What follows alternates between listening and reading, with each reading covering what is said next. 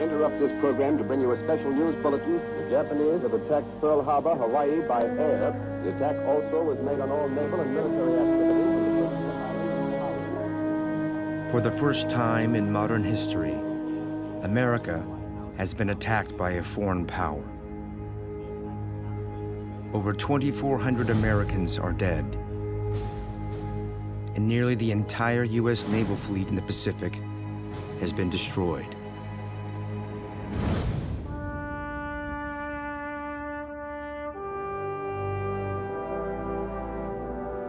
FDR is devastated, but I think FDR, in the end, his greatest legacy was his ability to communicate to the American people during the darkest hours, to not give up on what it means to be an American.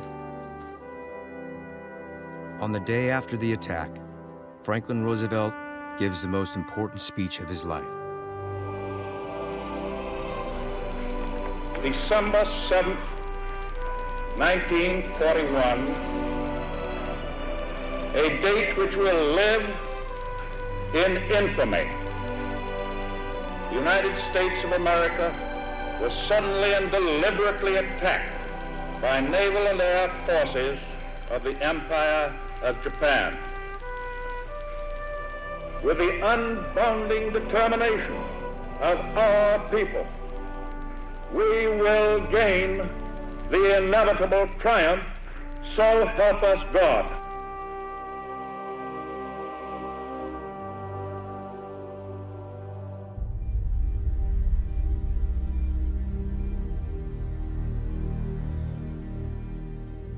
Roosevelt was a Navy man, so the fact that this attack took place against the Navy at Pearl Harbor perhaps filled him with even greater indignation against what had been done to the United States by the Japanese.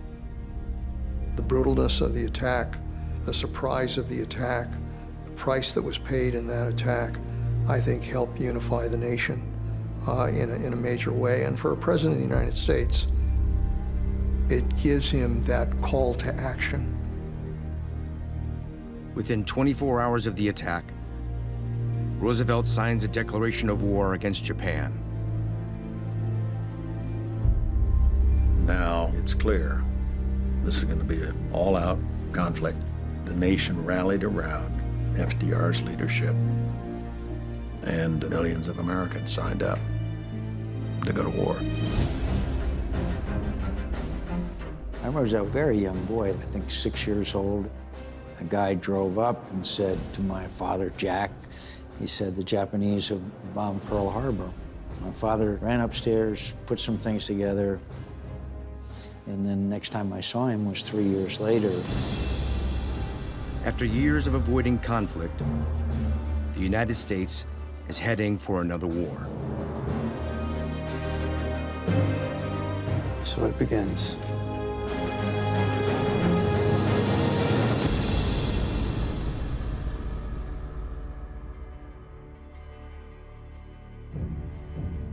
For Japanese Prime Minister Hideki Tojo and his military, the attack on Pearl Harbor is a huge success. The Japanese launched one of the boldest and most successful tactical surprise attacks in history when they attacked Pearl Harbor. 350 airplanes had been destroyed, 8 battleships, 4 destroyers. This was a devastating military defeat for the United States. With the destruction of the U.S. Pacific Fleet, Japan continues its campaign for control of Asia, striking key targets throughout the Pacific. But to take over all of Asia, they need the Philippines as a base of operations. The only issue, it's a U.S. territory.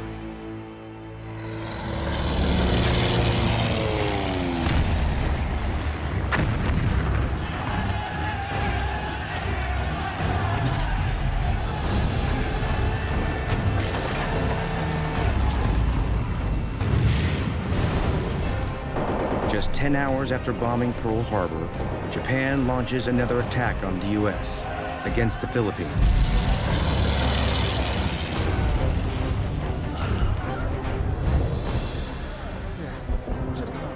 one man responsible for protecting the U.S. territory is General Douglas MacArthur. MacArthur felt a particular attachment to and responsibility for the Philippines. And his first day of war was absolutely terrible. MacArthur's Air Force was still on the runways, parked, when Japan's planes came in and destroyed most of his air arm. MacArthur commands an army of 22,000 American and Filipino soldiers, trained to defend the Philippines at any cost. But the Japanese attacks are relentless, and MacArthur and his men are completely overwhelmed. American leaders fear if Tojo gains control of the Philippines, the Japanese will invade oil-rich islands throughout the Pacific, fueling a potential attack on the west coast of the United States.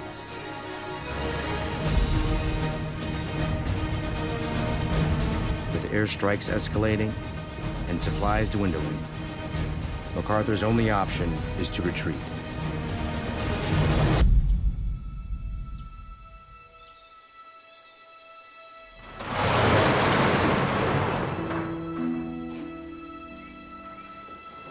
Let's go, men! You have to constantly be analyzing the situation. Is the battle changing? Do I have to make new decisions? Do I have to execute contingency plans? Set the wounded there. There's room for supplies here along the wall. We're trained professional officers, and we're supposed to be able to handle stress, handle crisis, and not crack, and not lose our ability to think logically and rationally, and make sure we win the battle. Carter, see the map. MacArthur sets up a makeshift headquarters in a massive underground tunnel on Corregidor Island. They may now be huddled in a hole in the ground, but MacArthur knows that he and his men are the last stronghold against a complete Japanese takeover of the Pacific.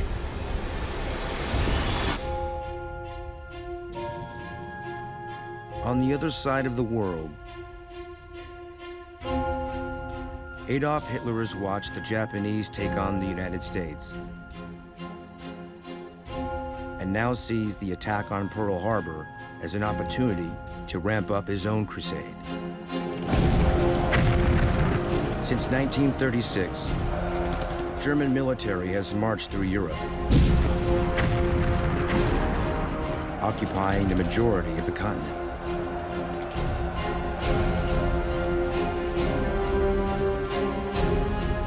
In the course of the war, the myth of Hitler's personal infallibility and military genius really takes hold and begins to develop a life of its own.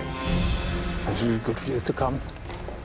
It's also good to see how you, if and I will be having dinner tonight, and I hope you'll be able to join us. So.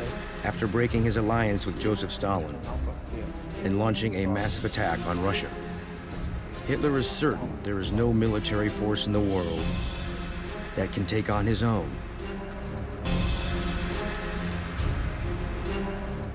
Even the United States.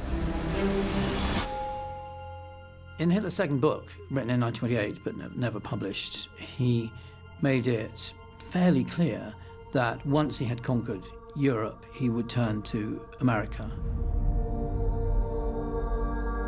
For the Nazis, there's never any end to war because they believed that a race, like the Germans, could only be kept vigorous by continual war and continual conflict.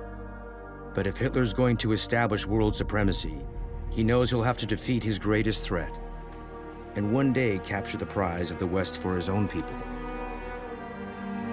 On December 11th, 1941, just 4 days after the Japanese strike on Pearl Harbor, Adolf Hitler declares war on the United States.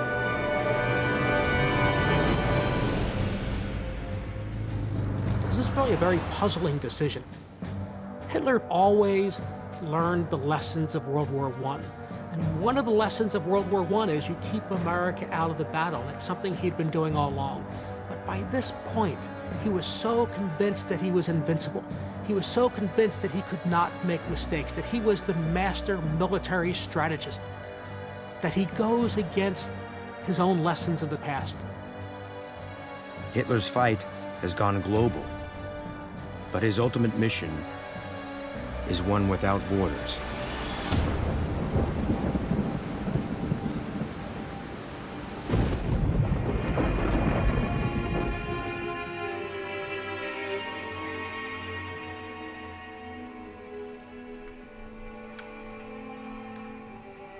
Hitler's notion of his own mission really takes hold.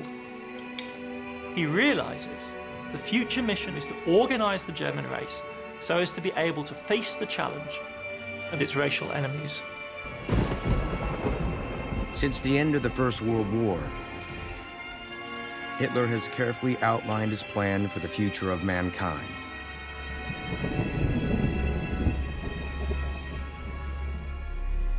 And now it's becoming a reality.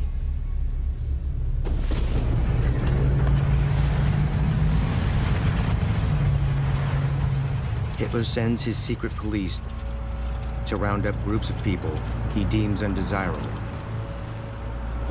Gypsies, homosexuals, people with disabilities, and anyone of Jewish heritage. Hitler believed he was chosen by destiny to destroy the Jews. The Nazis unrolled this massive wave of terror on the streets, rounding up Jewish men and then very quickly women and children. We are going to have a total solution to the Jewish question. The program is clear. It reads total separation, total segregation. It does not only mean the exclusion of the Jews from the German economic system. It means much more. We will be faced with the harsh necessity of eradicating the Jewish underworld. Just as we would root out criminals in our own state. In fire and sword. The result will be the certain and absolute end of Jewry in Germany.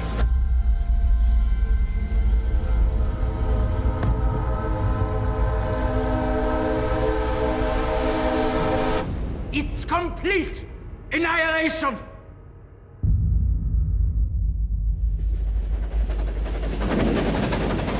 Hitler orders the prisoners to be packed onto trains.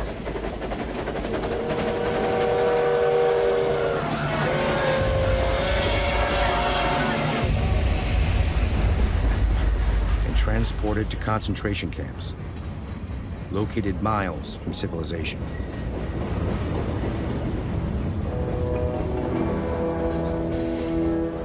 There was a continual continent-wide delivery of trainloads of Jews. And in fact, Hitler denied his military troop trains and supply trains because he wanted to use those trains to transport Jews to the death camps.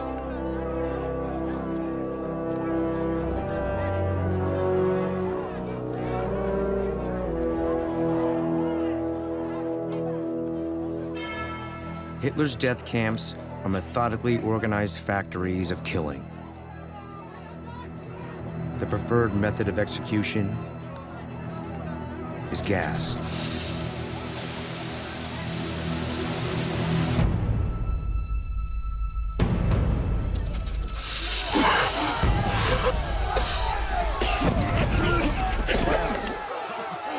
Hitler knows exactly what it feels like to be gassed.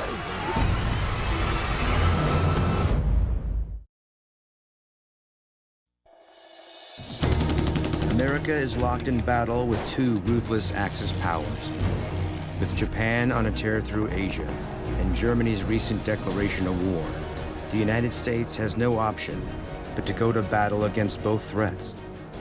So it begins.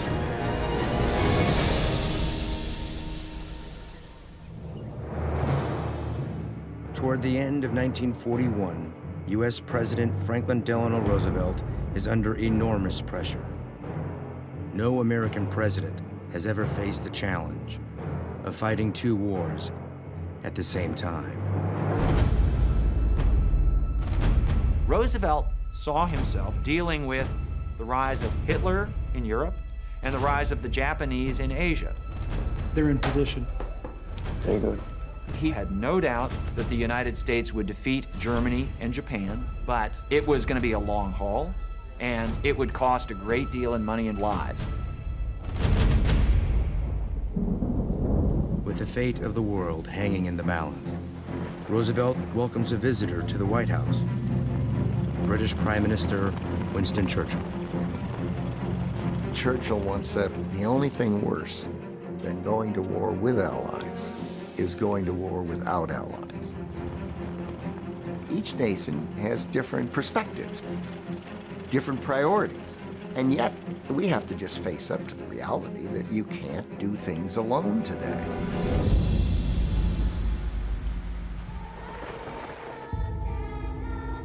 As Christmas approaches, the two leaders want to present a united front, letting the world know that the Allies are stronger than ever. But behind the scenes, Roosevelt and Churchill are dealing with the enormous responsibility of making decisions that will affect the future of all humanity.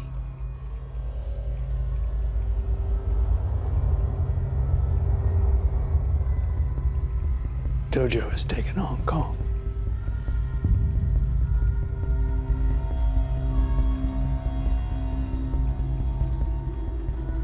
These two men are all that stand in the way of a world controlled by Adolf Hitler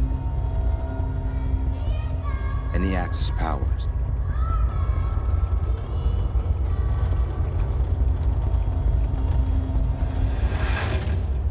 On the other side of the world, the war in the Pacific is already out of control.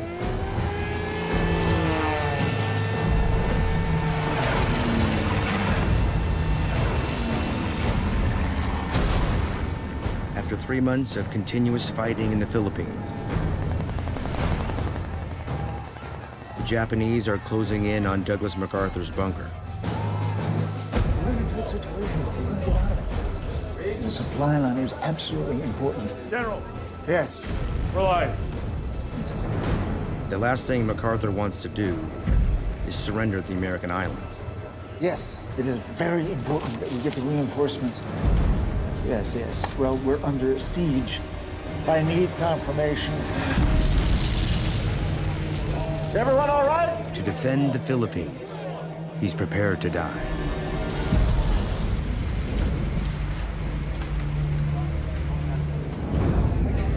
Back in Washington, Roosevelt has to act quickly.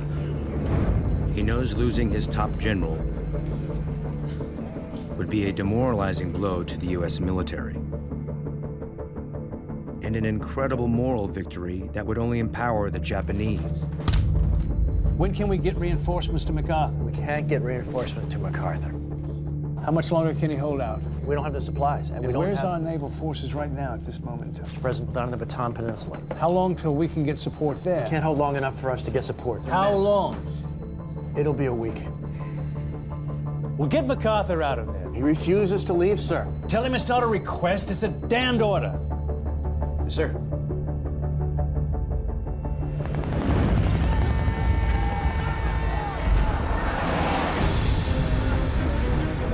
But the last thing MacArthur wants to do is abandon his men. MacArthur's a military guy. He's a guy who loves the military, and one of the things you never do is you never retreat. You never abandon your soldiers. But he's been given an order by his commander-in-chief.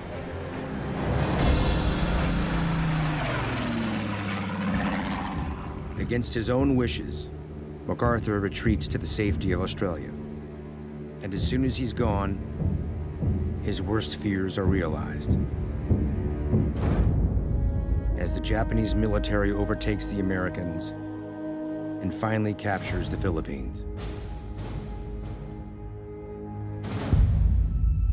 As Japan conquers the Pacific, 6,000 miles away, Adolf Hitler is locked in a deadly war with Joseph Stalin.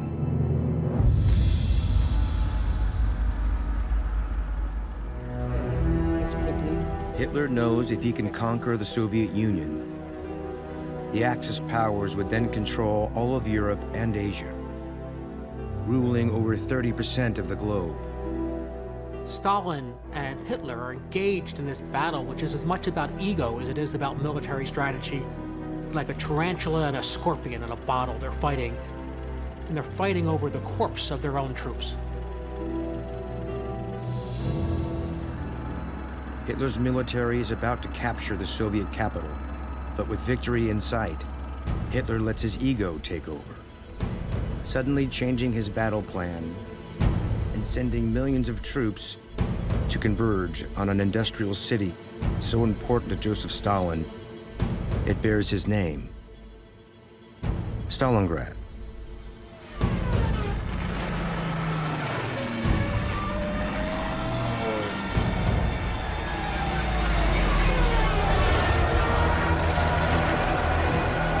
Hitler thought this is a personal battle with Stalin, and so he began pouring resources into Stalingrad, because Stalingrad, a town of no particular strategic importance, had the name of Stalin. As Hitler's men converge on Stalingrad, they come face to face with Stalin's Red Army. Hitler's convinced if he can take Stalingrad, he'll be one step away from global domination.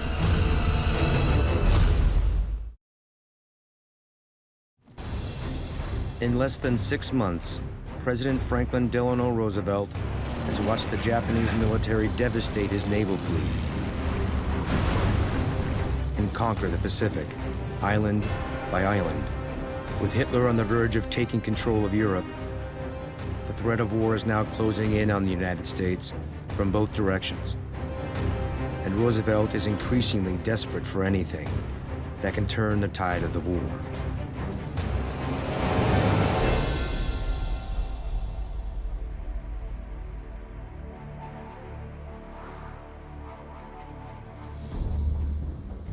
U.S. naval intelligence has been working around the clock, intercepting encrypted Japanese military dispatches, hoping to get wind of the next attack. And in May of 1942, the U.S. Navy gives Roosevelt the opportunity he's been waiting for. What is it? We've broken the code. It's Midway. How sure are you? Very.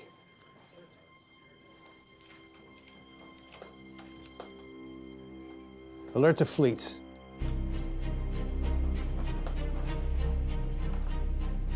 The deciphered messages contain details of Japan's next planned attack. The Midway Islands. Situated halfway between Asia and the United States, Midway is home to a crucial American airfield. If the Japanese take Midway, they'll control all of the Pacific. What's worse, they'll have a launching point for a potential attack on the west coast of the United States. After the attack on Pearl Harbor, the U.S. has just 3 aircraft carriers left in the Pacific. And where's our naval force? But Roosevelt knows this is his chance to make a last stand against Japan. So he sends the 3 remaining carriers to Midway to lie in wait for an ambush on the Japanese fleet.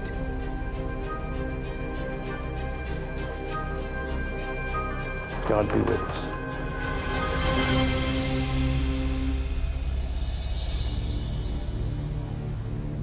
On June 4th, 1942, the the U.S. fleet quietly positions itself around Midway.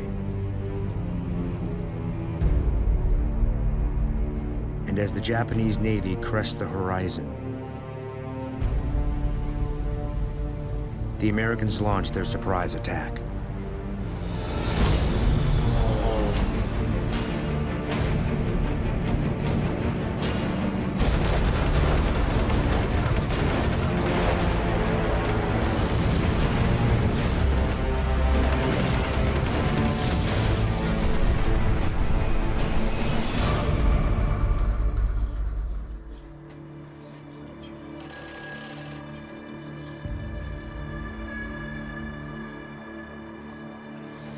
Yes.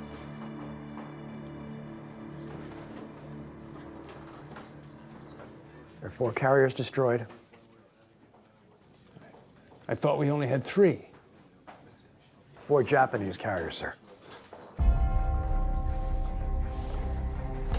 You update me with anything you receive right away.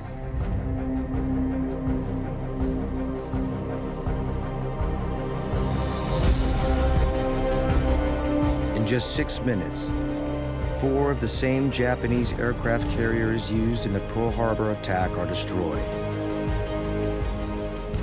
And over 3,000 Japanese soldiers are killed. Roosevelt absolutely bets the farm, and they destroyed 4 of the biggest carriers in the Japanese Navy. And it took the commander who was prepared to make the bold decision to act when the easy thing would have been, to play it safe. He didn't play it safe, and he won a tremendous victory. The United States has dealt Japan its first major defeat in the war.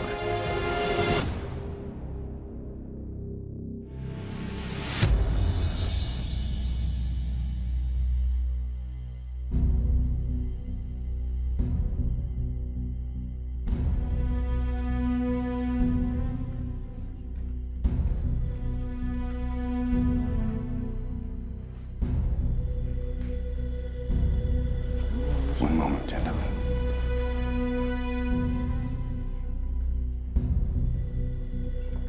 For Japanese Prime Minister Hideki Tojo, the loss at Midway is a humiliating failure. Do not speak a word of this to anyone.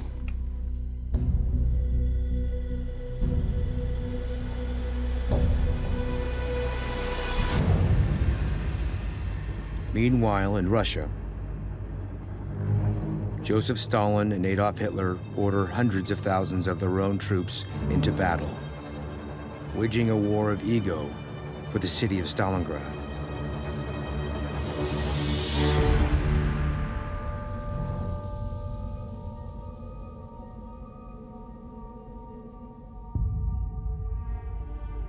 For Stalin, the city that bears his name is invaluable, and he'll sacrifice anything to defend it. There are no desertions. Every soldier must fight. Fight to the death. The deadly battle seems unending.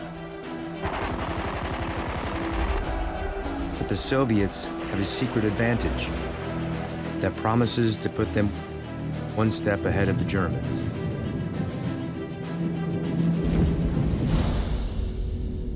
The Russian winter.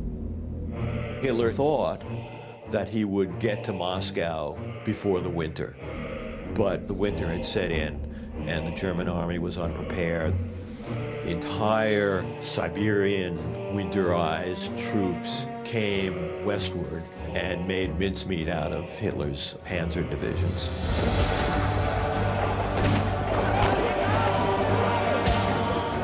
The German weapons and uniforms aren't designed for Russia's brutal winter.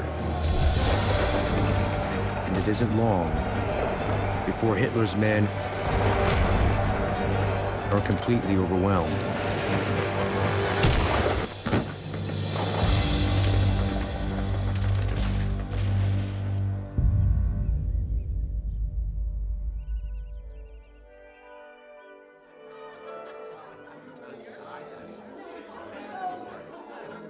One take. I'm walking with the dog, and the dog kicks my legs out from under me. I wound up falling into the pool. I'm rolling down the hill in this way that I couldn't.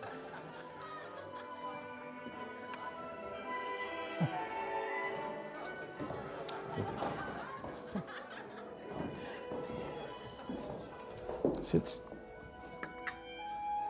Please.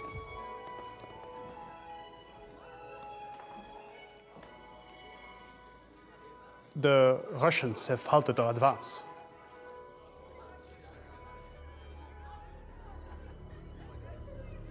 We have lost the 14th and 22nd Panzer Division. Allow me to explain. Enough!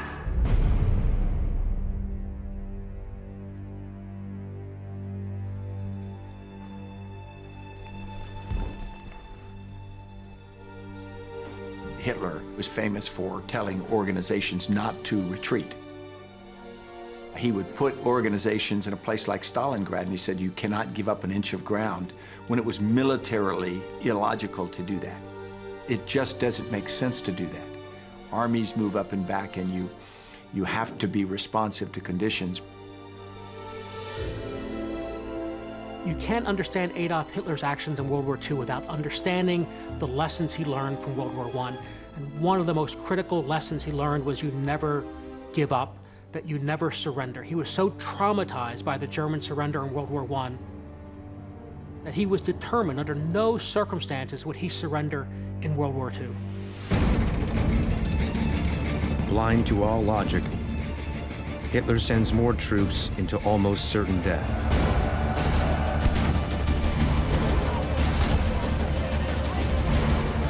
One German soldier dies every 7 seconds.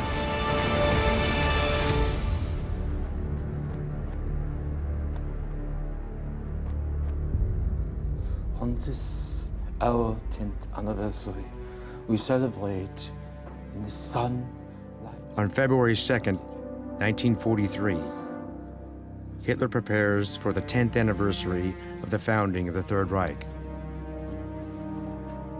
Mein Führer, what is it?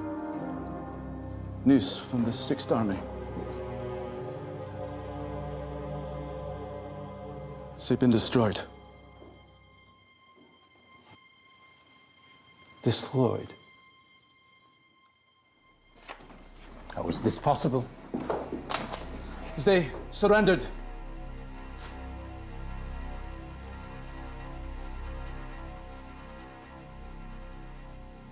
Surrendered. 250,000 men, an entire army of the Reich, surrendered! The sons of the fatherland, now traitors to their race. Their very names are a curse on this nation, on their mothers, on their children, on their brothers and sisters. The stain of their perfidy is darker than blood.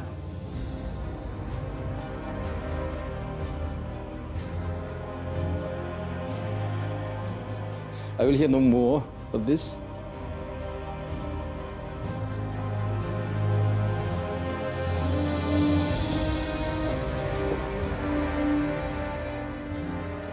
Surrendered, just to die in a prison camp. The gods of war have abandoned us.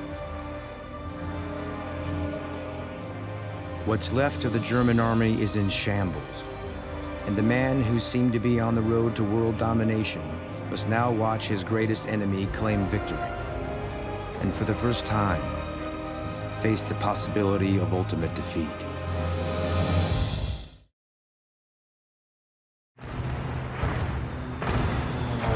War is raging around the globe, and for the first time, Adolf Hitler has suffered a devastating defeat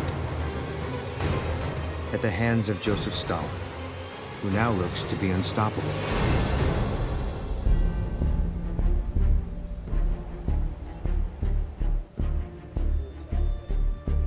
President Roosevelt is beginning to fear that if Joseph Stalin defeats Adolf Hitler alone, he'll conquer Europe for himself, replacing one tyrant with another. Roosevelt knows he needs to get the Americans into Europe as quickly as possible. He sends an Allied force into Sicily, hoping to capture the island, so he can establish a base of operations to launch an attack against the Axis powers in Europe. The moment the Allies have been waiting for has finally arrived. Over 160,000 troops storm into Sicily in the first major American operation in the European theater. Leading the charge for the Americans is Roosevelt's secret weapon.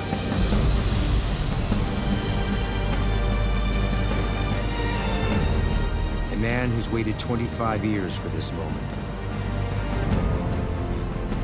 Lieutenant General George S. Patton.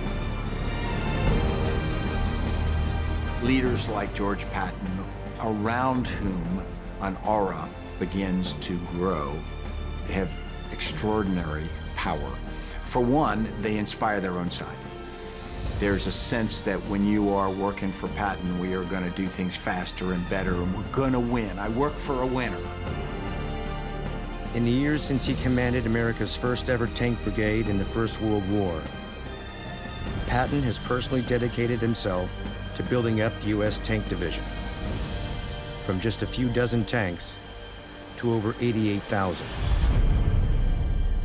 Patton arrives in Sicily with a plan to take control. I need you two to find me the most drivable path through here. He's going to seize the Sicilian capital of Palermo, and he's going to do it by any means necessary. Patton was an interesting character because he was the flamboyant leader that people respected for what he did, but there was always a second half to the sentence. George Patton is brilliant, but he's egotistical. He can't control running his mouth. On July 18th, 1943, Patton and his forces launch an assault on Palermo.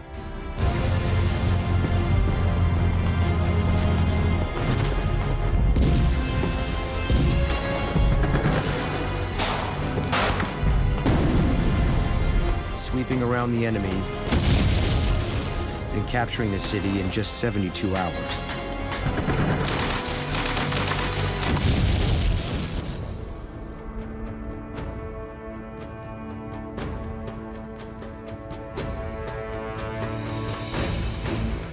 And now, with Sicily under their control, the Allies are ready to launch a massive attack on the Axis powers. On September 3rd, 1943, Allied armies move into mainland Italy, fighting back thousands of Axis troops.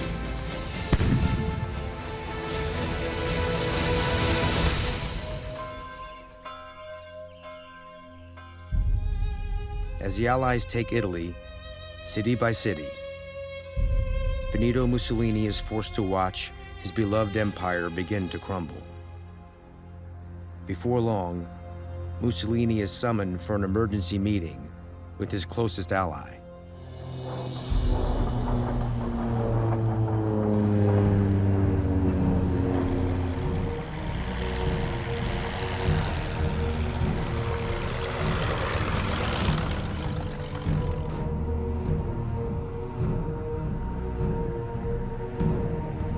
Mussolini may have come to power first, but now the tables have turned.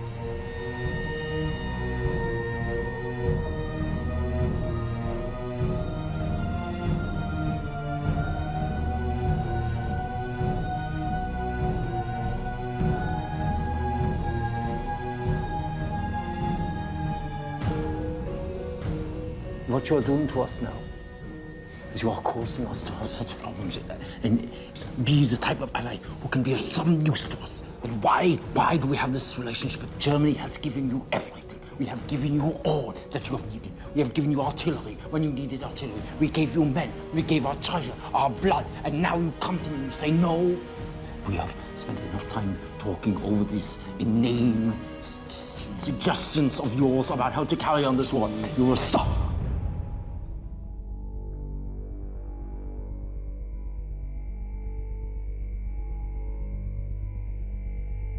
There are several turning points in the Hitler-Mussolini relationship. First of all, Hitler regards Mussolini as the man who sets the example. The next step is end the war. Then when Mussolini does come in, it's a fiasco. The Italians now become very much the second class. Hitler began to regard the Italians as weak, as the weak link in the Axis. See? Mussolini is sent back to Rome with instructions to hold the line. But less than 2 months later, Italy surrenders to the Allies. The first major Axis power has fallen. Adolf Hitler has watched the man he once idolized overthrown in disgrace. And he knows the Allies are coming for him next.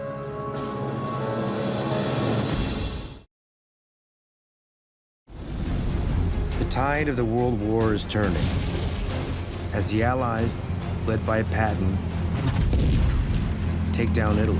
Why do we have this situation? Stop!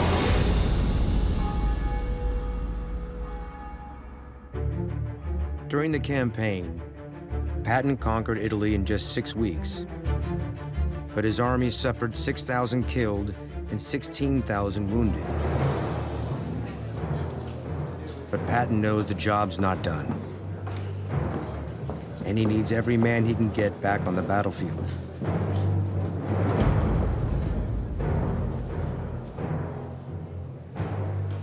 Soldier.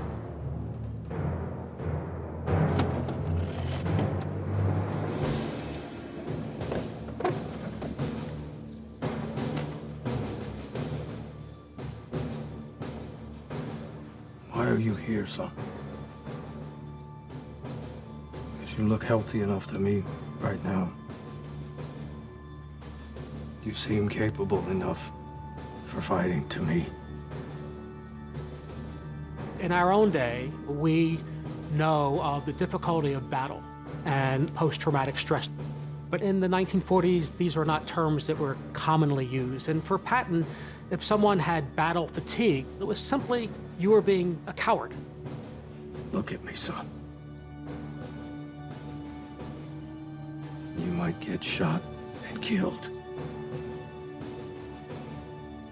But you're going to fight.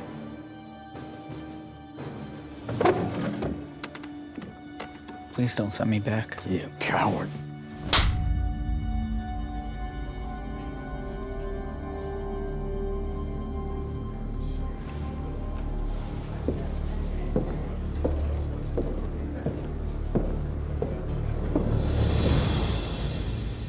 News of the incident quickly goes public. Once the story got out, the public was outraged, and Roosevelt was put into a box. Even though he realized that Patton was one of his best generals, he had to punish him in some way.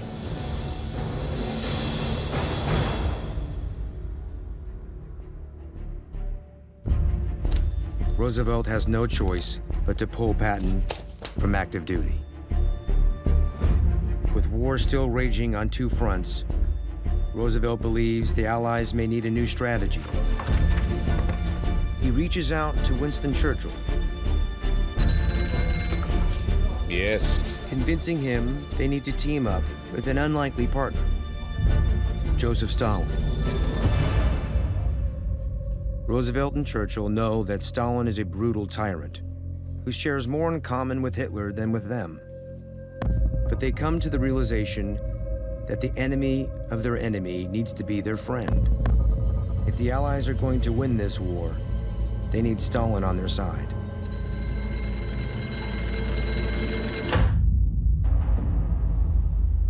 Roosevelt and Churchill persuade Stalin to meet them for an unprecedented conference at the Soviet embassy in Tehran, Iran.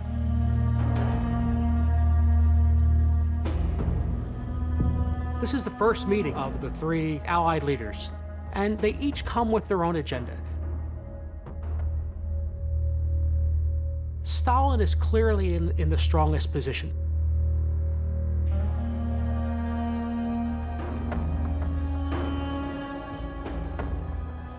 We've broken the back of the Germans, and you merely swatted them like you would at a fly. We pushed them out of North Africa. While millions of Russians have died. Well, I do not think the people want any more of my men to die. Do your people want any more of your men to die? I'm sure that Churchill and Roosevelt had real questions about what Stalin really stood for. What kind of leader would he be in a post-war period? But they also knew that Stalin's primary mission was to defeat Nazi Germany. And then they had to work together. We need to win this war. We need to win the peace. That certainly didn't work out very well last time at Versailles. A piece of paper has little power to keep people apart, much less hold them together. We need to ensure that Germany can't threaten Europe again. Then you need to help me. And you need to help me.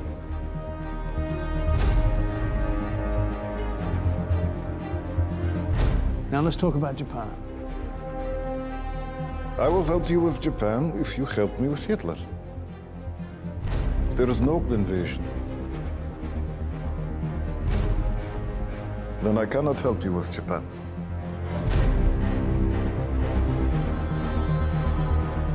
After 4 days of intense negotiations, in exchange for Stalin's help in the Pacific, Roosevelt and Churchill agreed to execute an unprecedented invasion of Europe. The Allies knew that to defeat Nazi Germany, you were going to have to invade Western Europe, and you're going to have to go from France, essentially, into Germany. And it was an amazing undertaking, both in scope and complexity.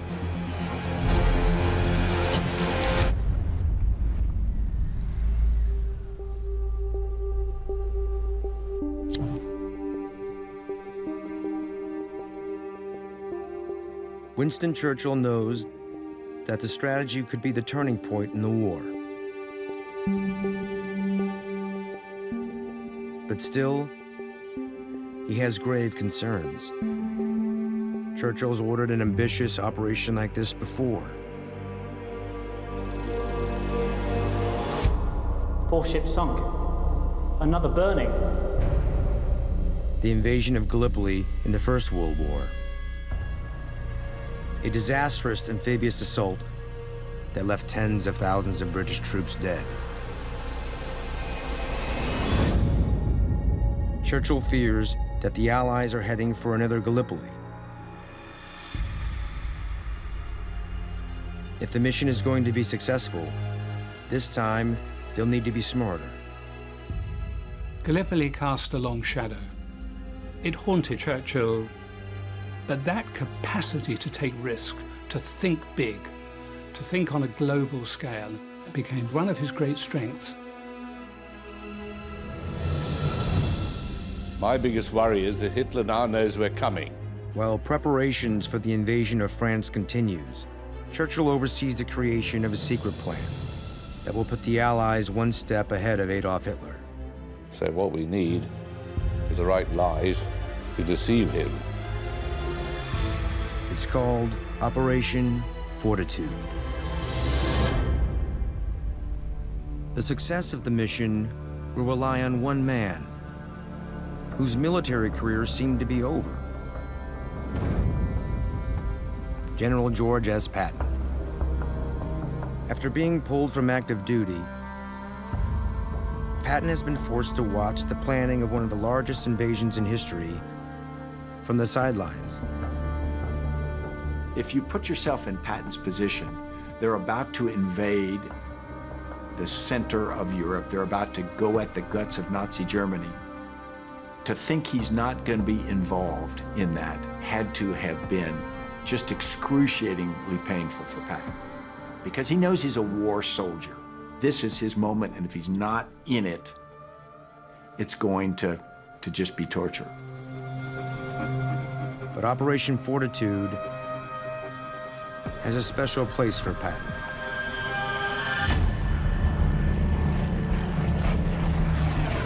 In the spring of 1944, Allied leaders covertly send Patton to England.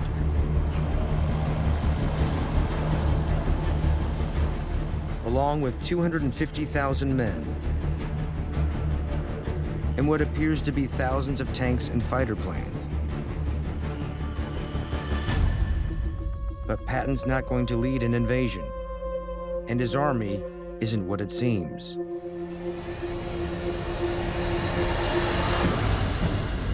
Instead of heavy machinery and modern weapons, Patton's armed with balloons.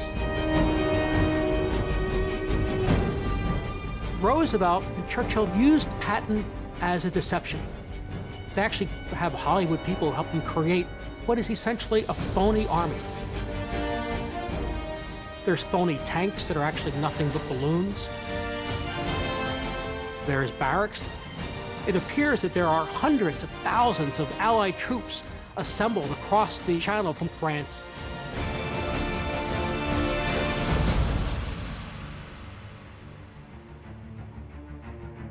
Flow the Allied tank fleets. It isn't long before Hitler sees German intelligence photographs of Patton's supposed army, and he completely takes the bait. Hitler thinks he's outsmarted the Allies.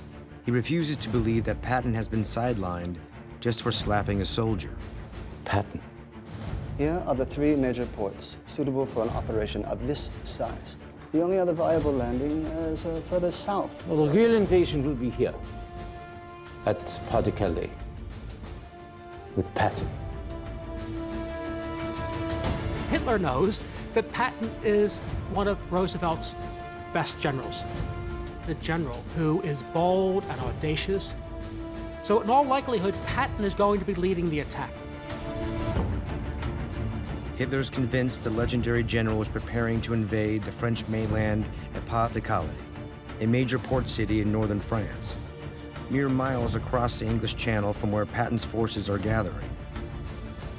So he sends 1 million troops to Calais to fortify the city.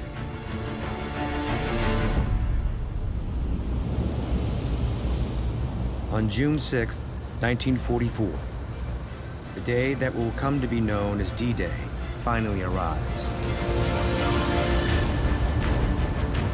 Roosevelt and Churchill order 150,000 Allied troops to pile into over 4,000 boats and head to France.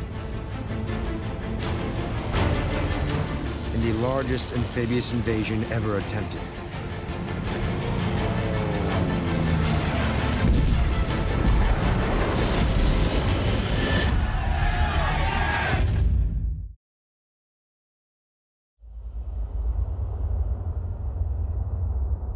On a day that will come to be known as D-Day, 150,000 Allied troops pile into thousands of boats and head toward France in the largest amphibious invasion ever attempted. Across the Channel, more than 1 million German soldiers prepare for an attack, fortifying the French port city of Calais, where Adolf Hitler is convinced an Allied army led by George Patton will land. What Hitler doesn't know is that the Allied force isn't being led by Patton and isn't heading to Calais. Its target is just over 200 miles to the south, the beaches of Normandy.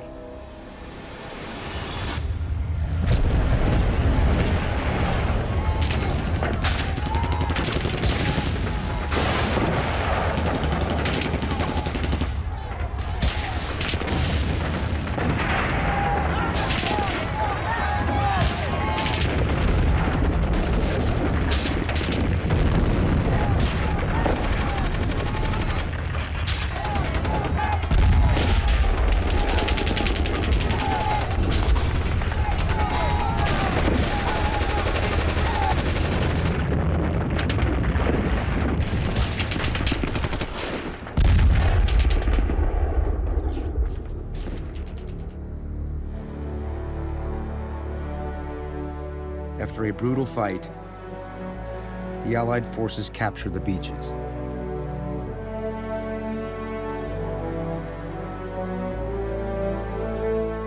The question of D-Day was, can the Americans primarily, but the British as well, establish a foothold on the European continent? If they can, there was some hope that maybe Hitler could be overthrown.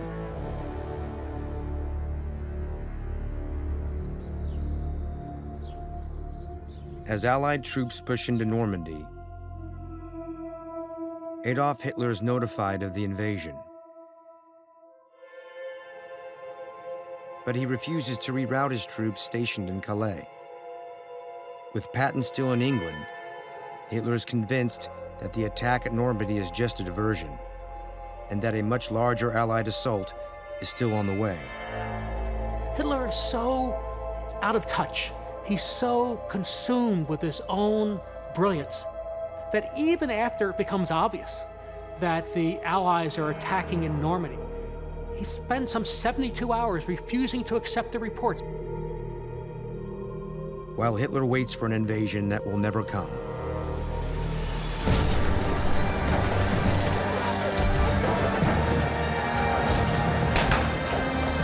Allied armies begin moving into France, town by town.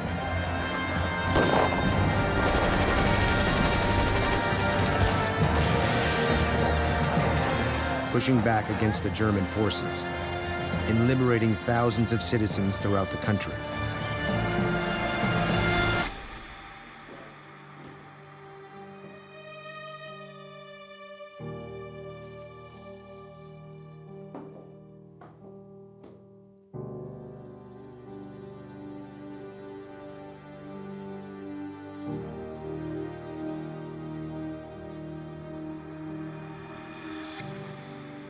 What if Hitler had not been so arrogant? What if he had recognized that the Allies were going to invade in Normandy? What if, after he had credible intelligence reports that they were attacking at Normandy, had moved his troops there? It's very likely that he could have blunted the Allied assault. And if you blunt the Allied assault at D-Day, the best the Allies could hope for is a stalemate in Europe.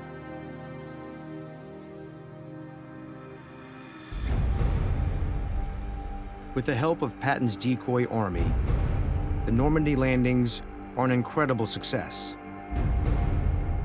that changed the course of the war. While Adolf Hitler suffers an unthinkable defeat, on the other side of the world, his last remaining ally looks to protect his empire. Following his defeat at Midway, Japanese Prime Minister Hideki Tojo has been trying to regroup. He's desperate to maintain his control over the Pacific. But little does Tojo know, he's about to face his biggest challenge yet. For years, General Douglas MacArthur has waited for the moment to even the score with Tojo. His #1 goal, to take back the island territory he was forced to abandon, the Philippines. For MacArthur, going to the Philippines was both a national necessity and a personal obligation for not sufficiently defending the Philippines. In June of 1944, MacArthur leads an armada of warships into the Pacific.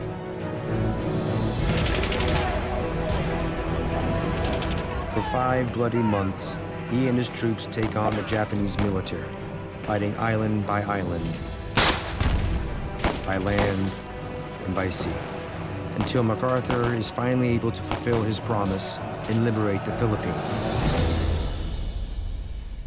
That outlines the movement as I understood it from here to here. But MacArthur's not finished. As soon as he retakes the Philippines, he sets his sights on an even bigger target: the invasion of the Japanese mainland.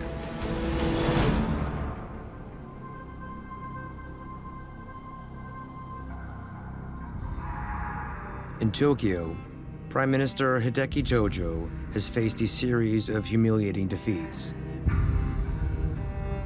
For the first time since his rise to power, the Japanese empire is dwindling. And as criticism of his leadership escalates, Tojo is forced to resign in disgrace. While Tojo may be gone, the war in Japan is far from over.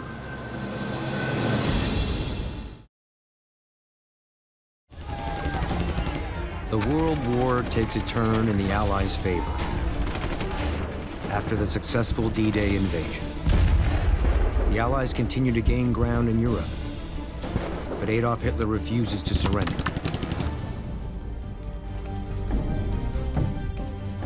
In December of 1944, Hitler orders over 200,000 German troops into southern Belgium in what will come to be known as the Battle of the Bulge.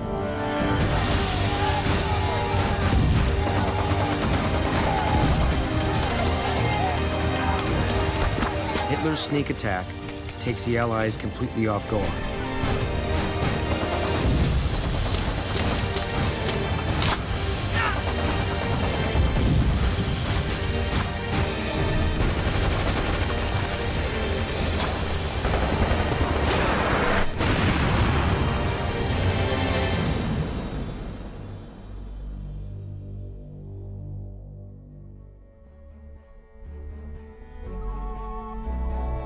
Roosevelt realizes if he's going to beat Hitler, he needs General George Patton to help lead the charge.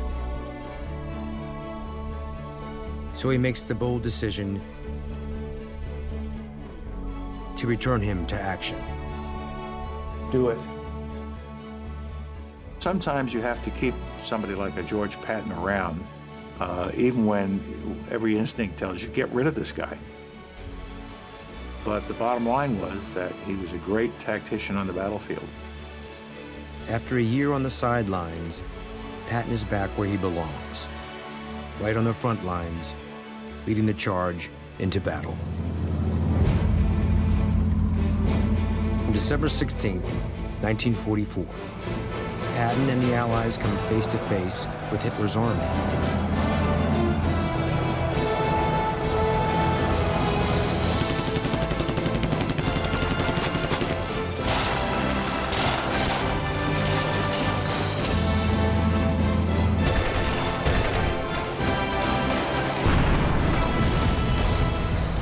Just a limit on what the German army at that point had the capacity to do. They just didn't have the forces or the logistics. Within days of joining the battle, Patton and his fleet are able to take down 6 divisions of Hitler's army, finally breaking through the German defenses.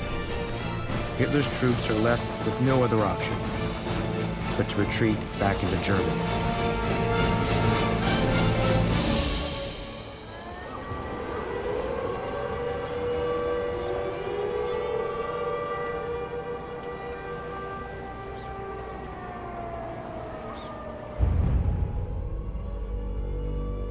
Allied armies closing in on Berlin, Hitler's forced to watch the same terror and destruction he once forced upon the world,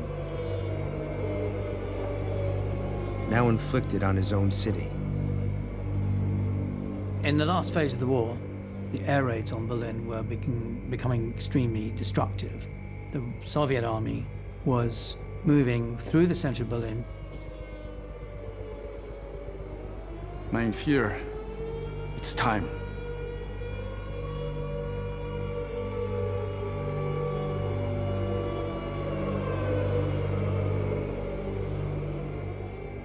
Hitler retreated underground to a prepared, heavily fortified concrete bunker underneath the Reich Chancellery in Berlin. He was relatively safe there. He hoped for a turnaround. He thought that there might be some wonder weapon that would be developed by German scientists. It was all complete fantasy. Adolf Hitler's empire has been reduced from 3 million square miles to 500 square feet.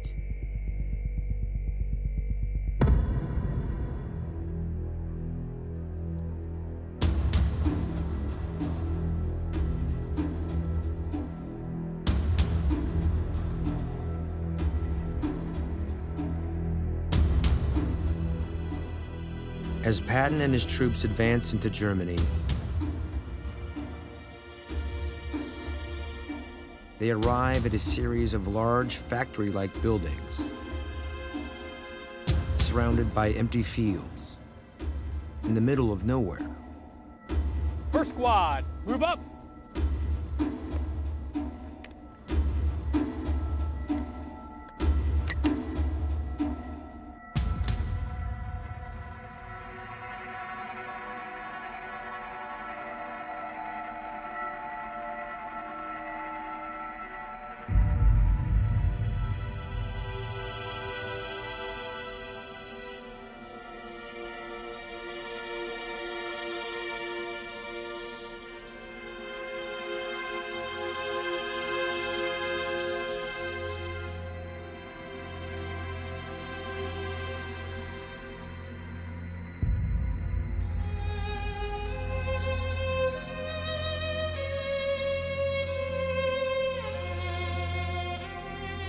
The rumors he's heard are true. This is one of Adolf Hitler's death camps, Buchenwald.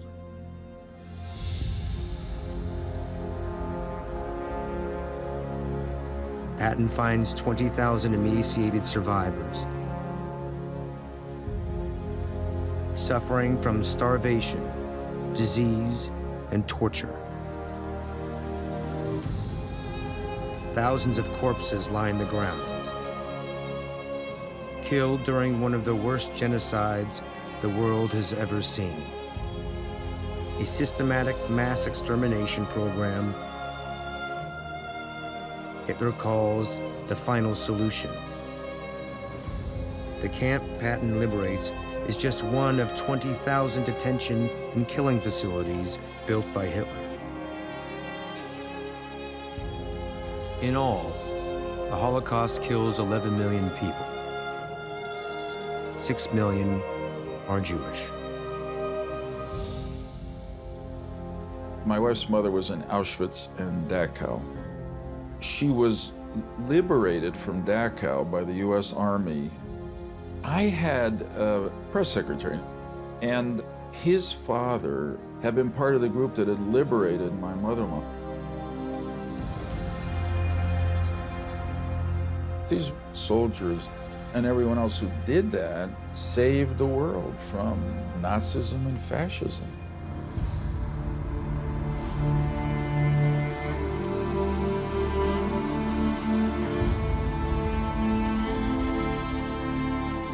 For Patton, the Holocaust is a reminder of everything the Allies have been fighting for. For my generation that had parents who survived the Holocaust, who had relatives who were lost in the Holocaust, there is a real responsibility to learn the lessons of history and to make sure that they're not forgotten.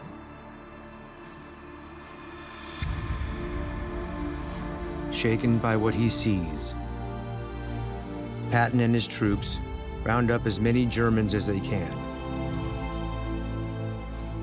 Thousands of soldiers, along with ordinary citizens,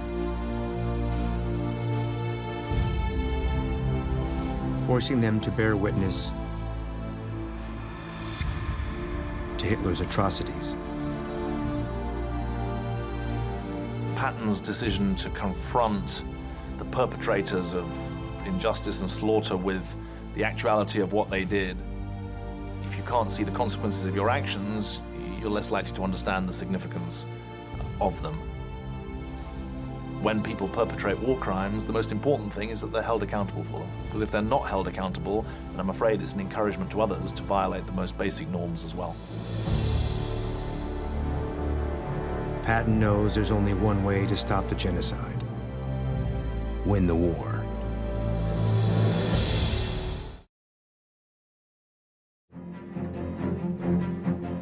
After 5 years of fighting, the Allies are finally closing in on Adolf Hitler. But right when victory seems within reach, America's dealt a devastating blow.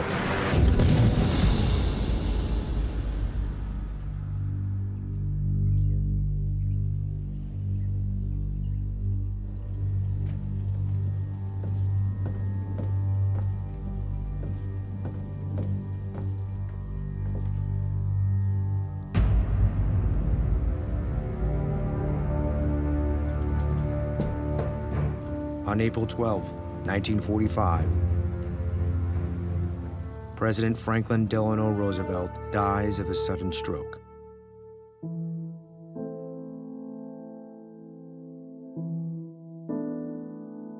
Americans were shocked. Roosevelt had guided Americans through the two great emotional, economic, and military crises of the 20th century, the Great Depression and World War II. These were formative experiences for an entire generation.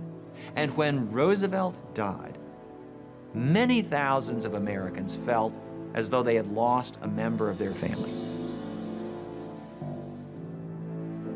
With an Allied victory within reach, America has just lost its commander-in-chief.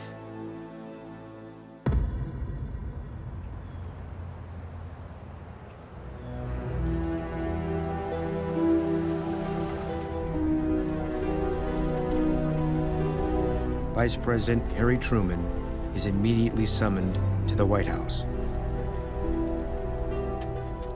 The former shopkeeper from small-town Missouri has been vice president for less than 3 months before suddenly being thrust into the role of president of the United States.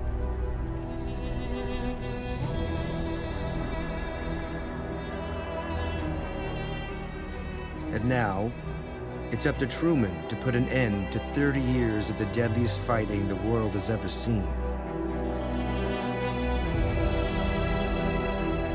Harry Truman would say it was like the moon and the stars just fell down on top of him. He's suddenly president. The challenge when he became president was he had to win these wars. It's still raging. So first things first, you had to get that victory in Europe.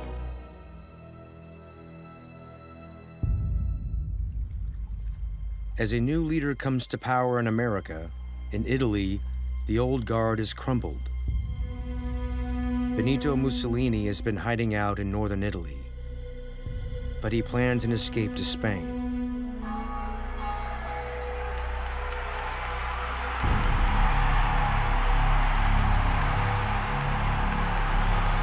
Only to be captured on his way out of the country and publicly executed by members of the Italian resistance. Mussolini's corpses put into the center of a square where some locals come out and abuse it. What people had always done when a tyrant fell and they had a chance to abuse him. He was the person who'd been responsible for the bombing and all the troubles of the war. Okay, let's kick his head in. One of the most ruthless dictators the world has ever known has finally fallen.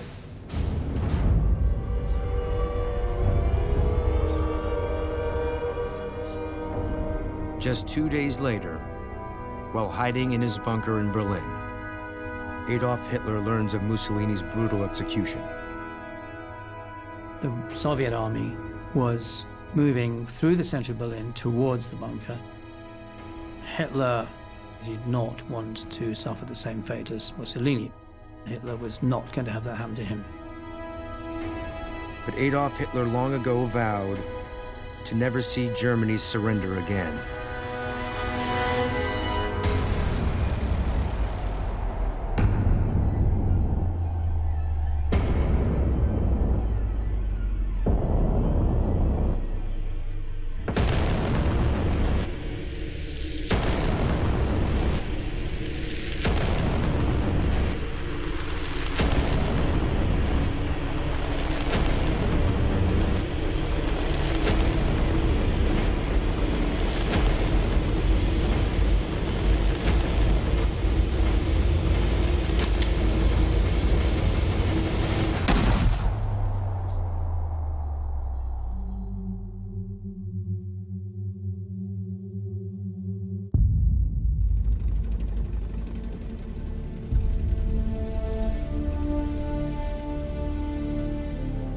Adolf Hitler's suicide forces Germany to surrender to the Allies for the second time this century.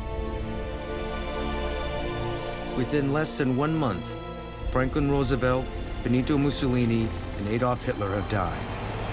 and the war in Europe has come to a close.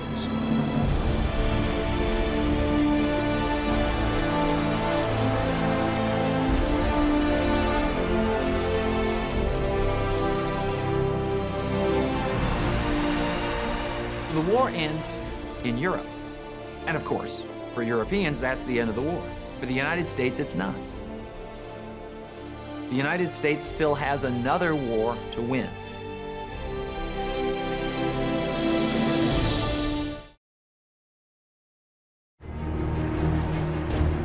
By spring of 1945, Adolf Hitler is dead, and the war in Europe is finally over. But one Axis power remains, and President Harry Truman and the United States military can now focus their attention on Japan.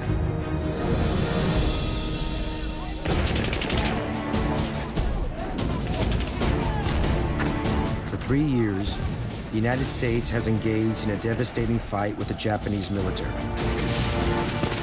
But even after the fall of their last remaining allies, Japan still refuses to surrender.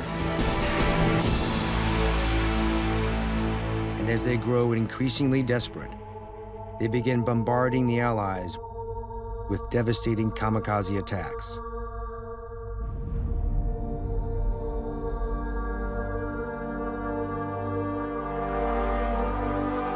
The Japanese have a code of behavior.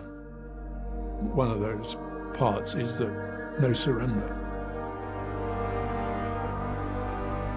The Japanese were so determined to fight on at all costs.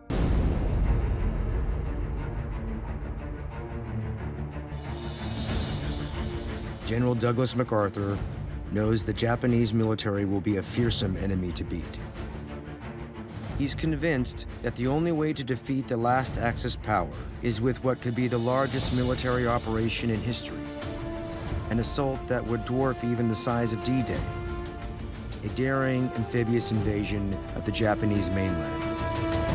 The United States could lose as many as 100,000 men. Casualties could be over 1 million.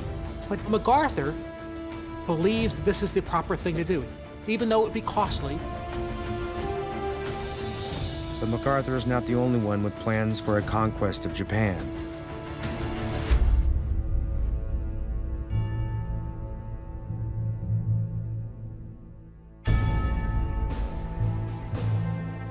As the war nears an end, Joseph Stalin looks to take control. In July of 1945, Stalin begins mobilizing his troops into China. He's not about to let the United States have Japan for themselves, and he believes if he can beat America to the punch, his power on the world stage will be unmatched. There's no question that Stalin helped us defeat Nazism. But it's also true that Stalin had his eye on the post-war world and was much more focused on gaining advantage at the end of World War II, which would position the Soviet Union for a greater future. With Stalin on his own quest for global domination, Great Britain and the United States will need to act fast.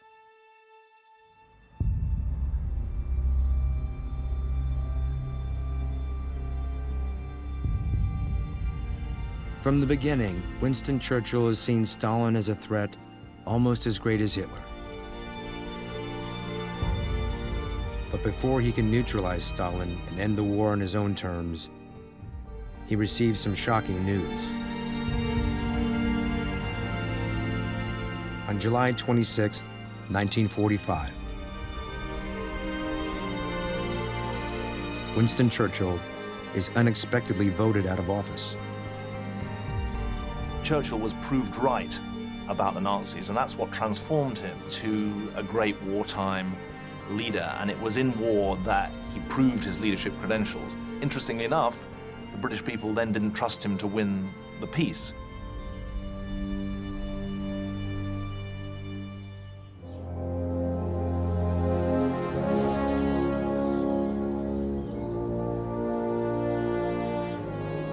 Without Churchill, Harry Truman is on his own. He knows he needs to finish the war before Stalin is able to. But he also knows that MacArthur's planned invasion would lead to a catastrophic loss of life. But what few realize is that Truman has another option.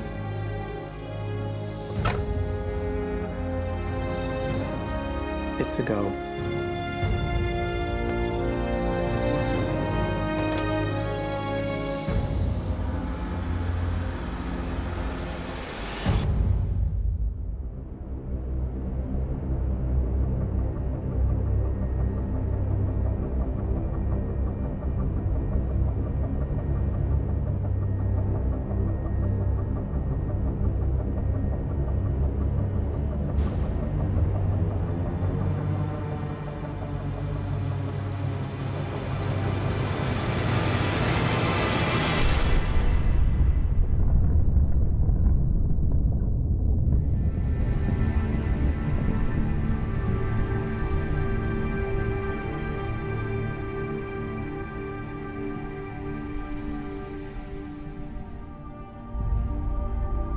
On August 6, 1945, the first atomic bomb strikes Hiroshima.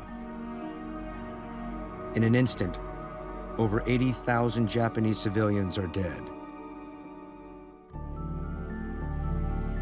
The level of devastation is unlike anything anyone has ever seen before.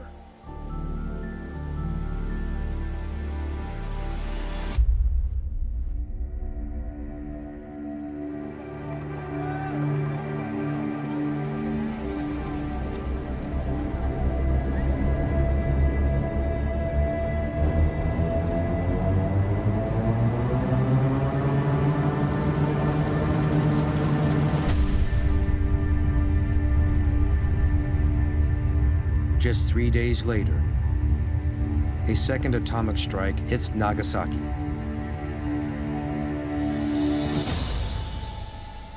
Instantly killing another 75,000 people. Less than a week later, Japan finally surrenders. The last remaining Axis power has fallen.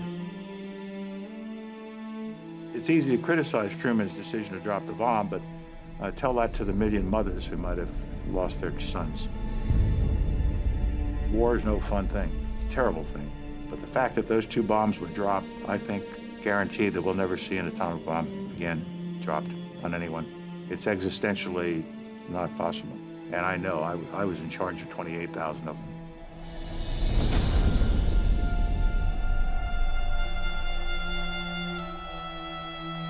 It's over.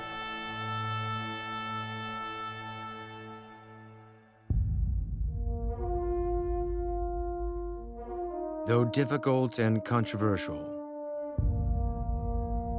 the decision to drop the bomb brings an end to the single bloodiest conflict in human history.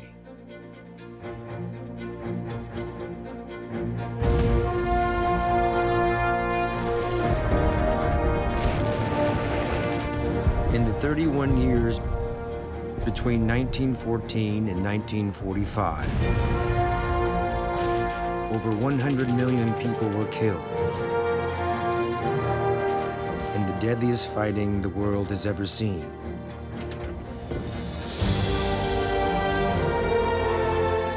The world wars were a time of ruthless tyrants,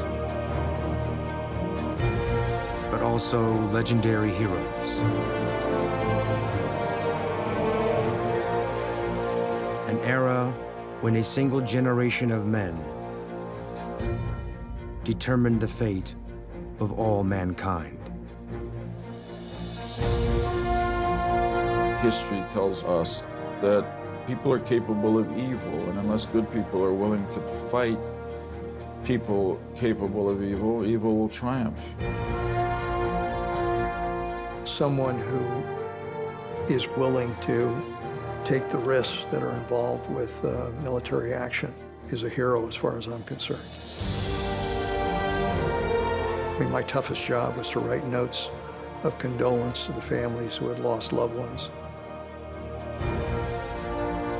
But the words I always use is that you can always take some comfort in the fact that they gave their life for their country and that they will be forever remembered as heroes.